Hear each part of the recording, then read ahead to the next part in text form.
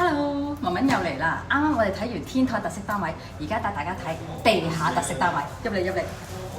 帶大家嚟到2樓 E 單位，呢個單位係2房單位，總實用面積係337尺。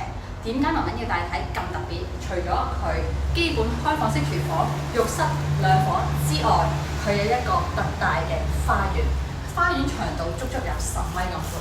快啲，我哋出去睇下。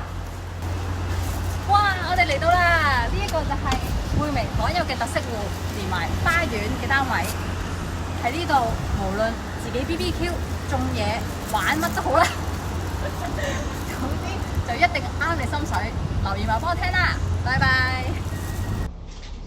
匯明地下1年花園特色單位，實用面積337尺，開放式嘅廚房。